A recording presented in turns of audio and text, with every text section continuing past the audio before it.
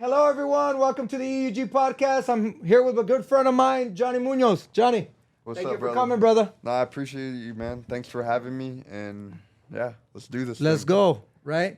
Obviously, I've known you for a long time, right? We used to have arch nemesis, right, with your Rivalries, cousin. right? We were grinding, and Kennedy would fight Glue all the time, beat him. I still remember that day where Glue beat him, and Kennedy had to fight for third.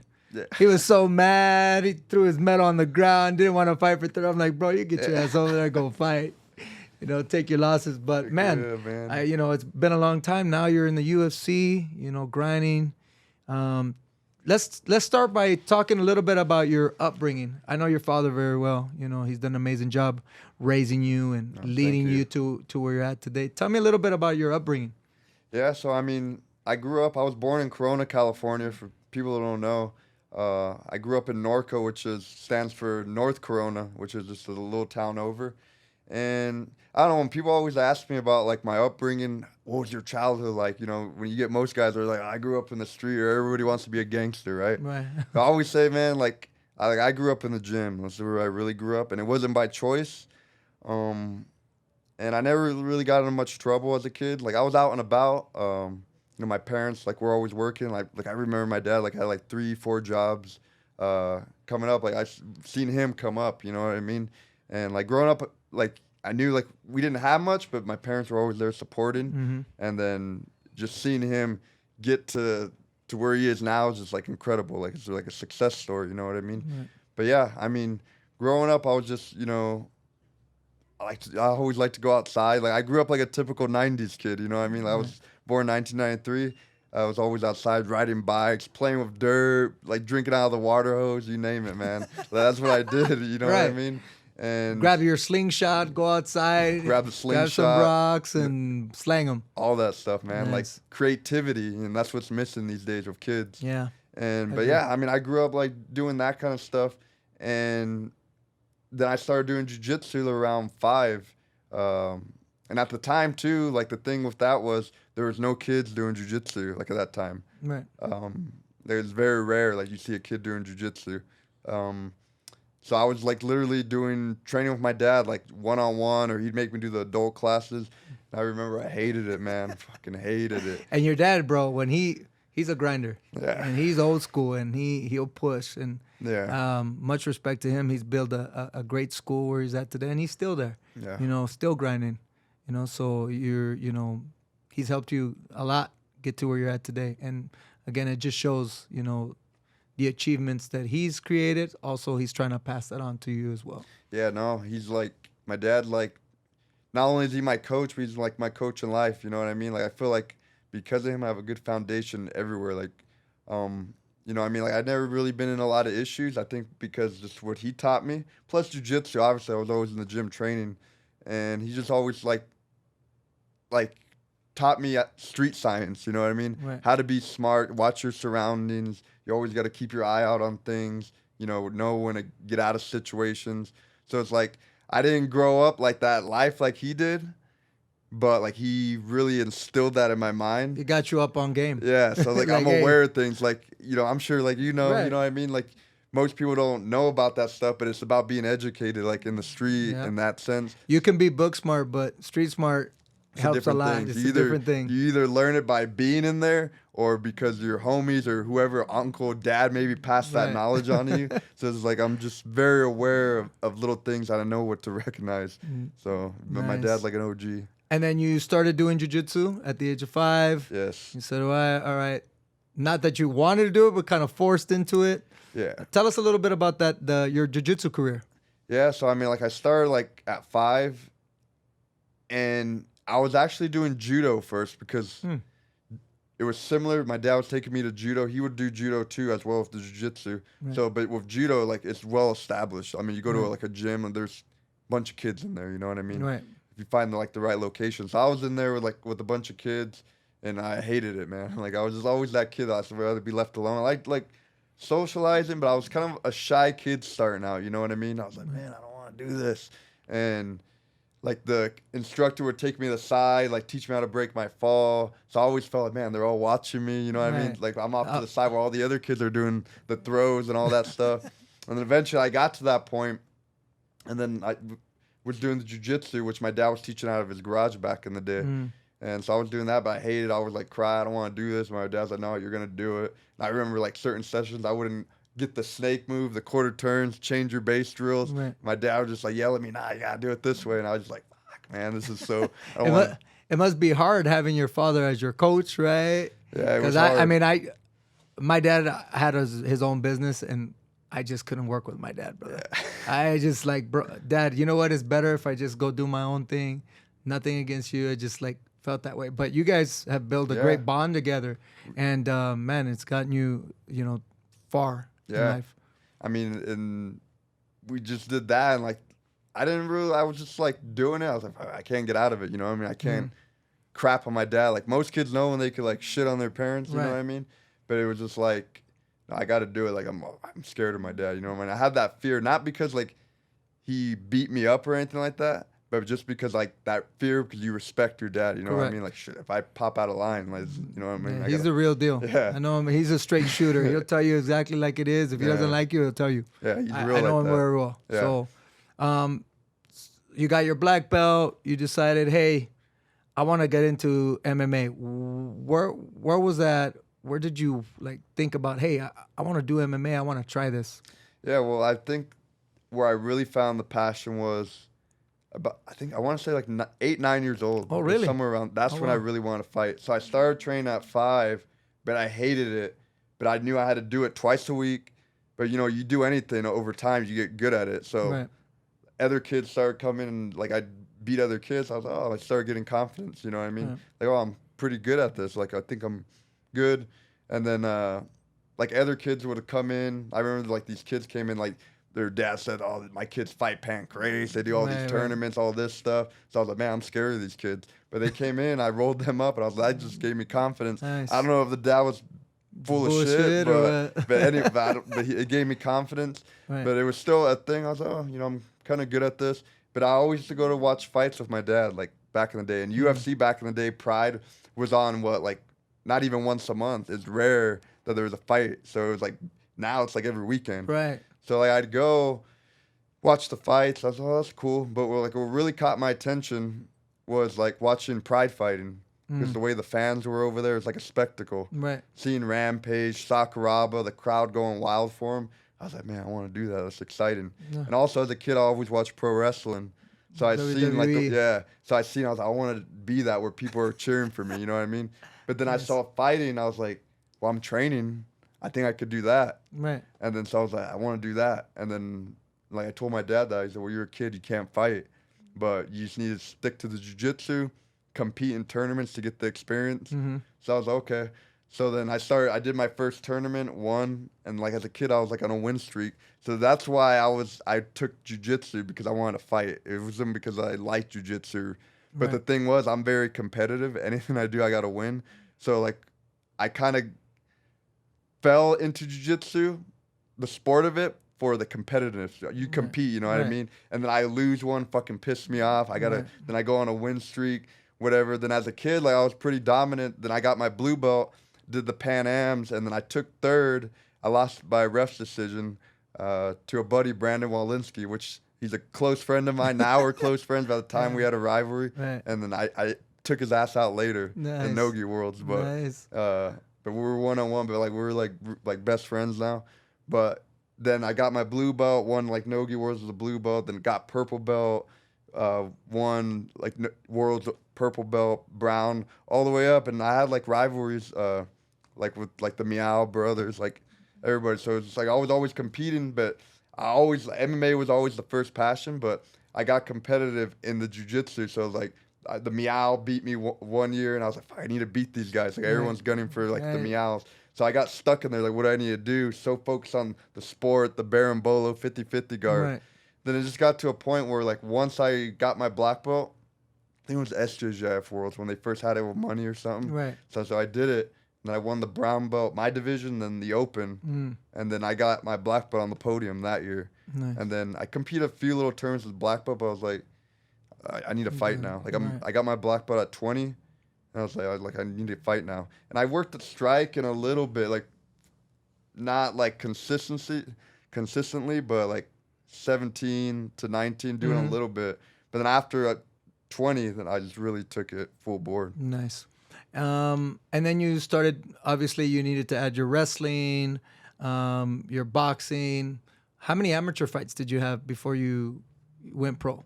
Only 3, but man, those should have been pro fights. I don't even know why they were amateurs. You know what I mean? Because there Were was they the tough same ones? rule set, Same no everything. shin guards, nothing. I won them both like the first round. I think 2 by submission. Yeah, 2 by submission, 1 by TKO.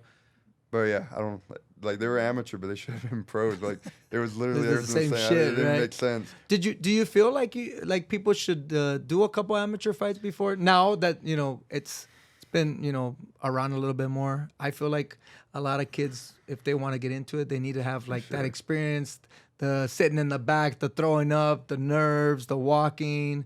I think that's important. What do you think about that? Yeah, no, I think for sure, like now, because the sport's growing more, so there's actually good like amateur shows like where you could get experience. They're actually legit.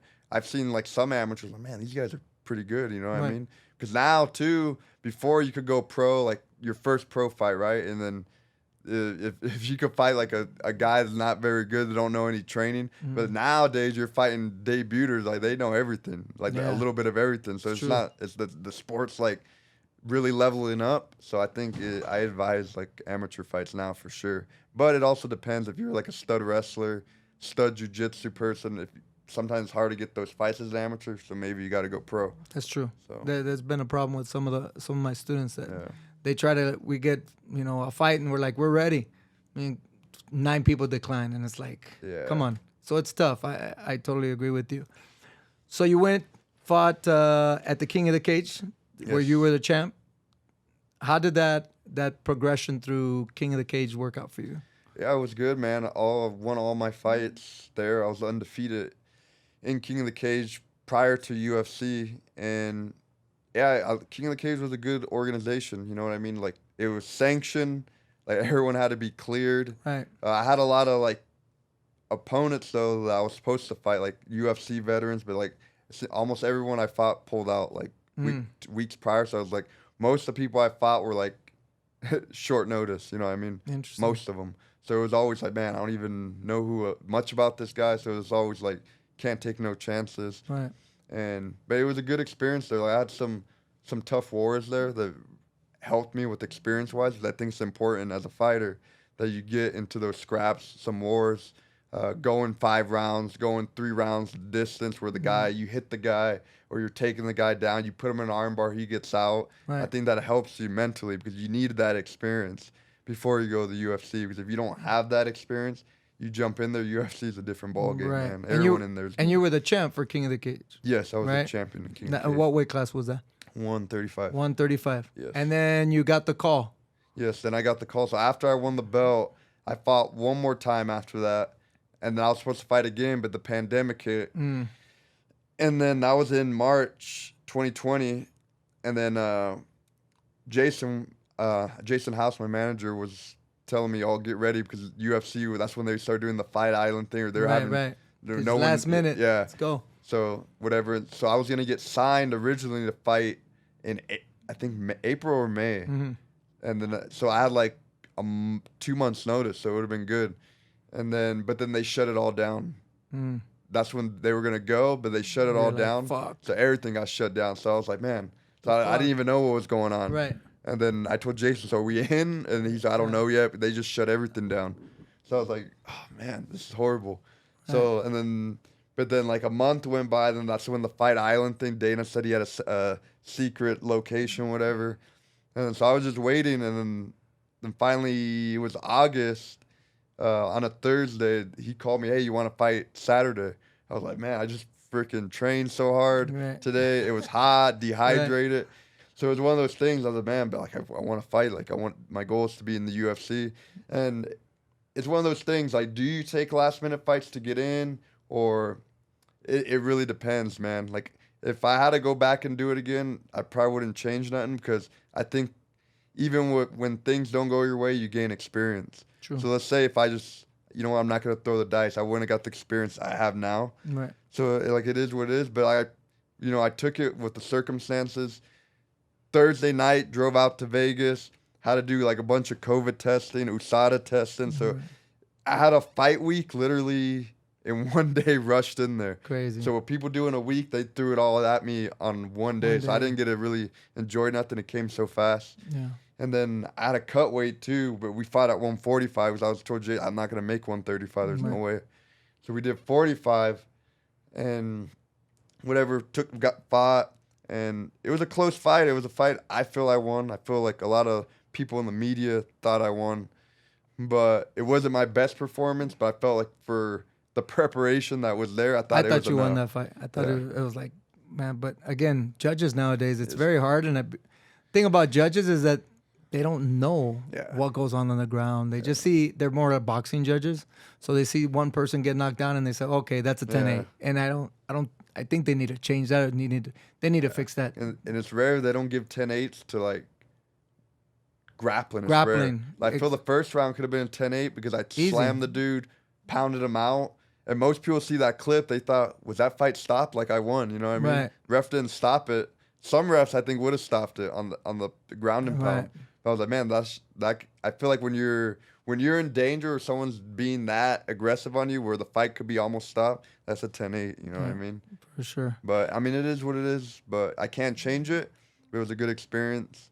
And got your foot in the door. I got my foot in the door, right. so. Awesome. You have a fight coming up, right? Yes. You're fighting a wrestler. Yeah. Tell me how's preparation been, how you feeling? You know, this is your third fight on your contract? Fourth fight on your contract. Yeah.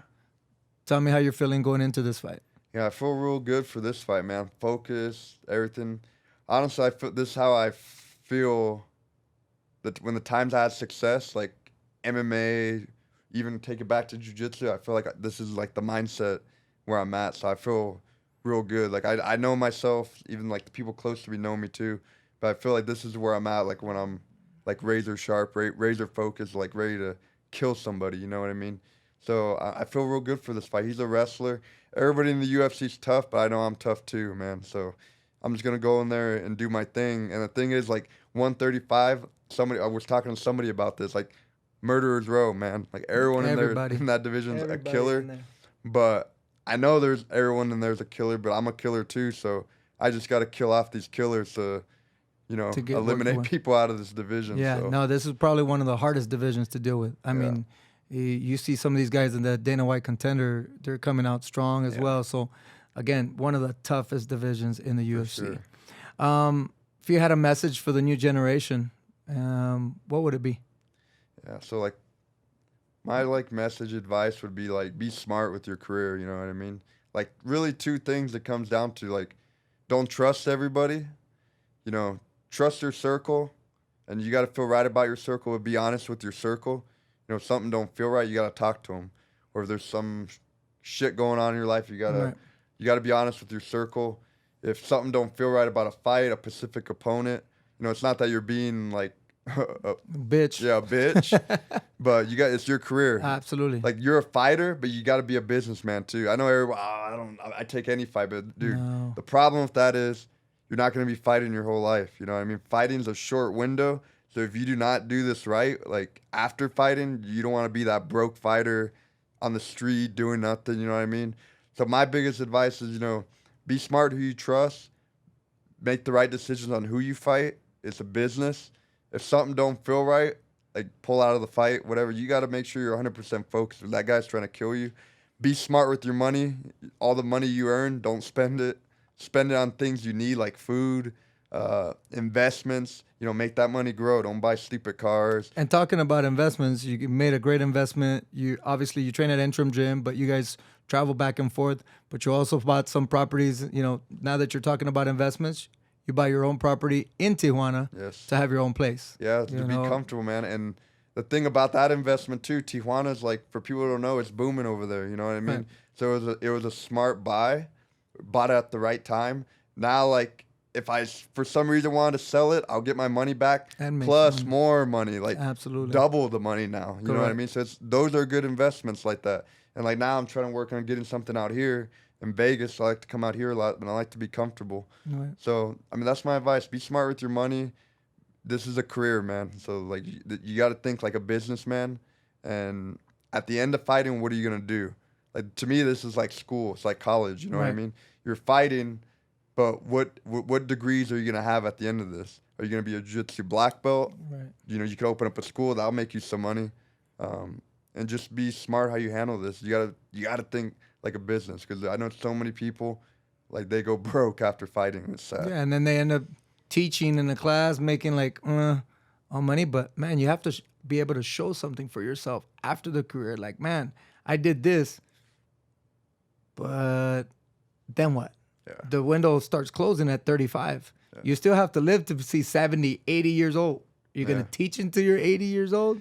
So I think that's something that you hit the right on, that some athletes don't understand. Hey, make your money, invest it, and then again, that way you don't have to work. You know, Exactly. set yourself up for success. That's what it is. You gotta let your money work for you. You Yeah. know? Don't let the material things work against you and take everything you want in life. Yeah. And again, like I said, your dad did an amazing job of raising you and teaching the ropes, teaching you the right way. That's Yeah. very important. Any shout outs or any to your fans, to your sponsors, anything you want to shout out there? Yeah, just shout out to my dad, my coach. He's been there for me day one. Like the realest dude I know. Not just because it's my dad, but that dude's like a real motherfucker, man. True. I believe I agree with you 100%. I know Yeah. that guy. Yeah, there's not too many like real No. people in this, but like there's a few, and I mean he's one of them. And yeah, and a shout out to Sequence. That's my gym since day one. Even everybody at Entrom Gym. My team here in Vegas too. We don't really have a team name, No. but They call us Los Peores Nadas. that's all. Is that right? It's all good. Brandon Moreno, Brandon the crew, Marino, Hector Vasquez. everything. You know what I like about our team here in Vegas? We just come in here and work. That's it. We don't have nothing to prove to nobody. We're not a team. We're just here to help each other That's what grow, it's about. and that's the way it should be. Yeah. I feel like we've built a great relationship, and everybody helps everybody prepare themselves. And that's one thing I like about the little crew. It's small, but Yeah, but good it's quality. effective. It's effective. Quality over quantity. Yep. For sure. Yep. Well, brother, thank you so much for joining me. Again, thank you guys for watching. Follow this guy. Aquí estamos. He's Aquí here in the estamos. building. Let's go. That's all.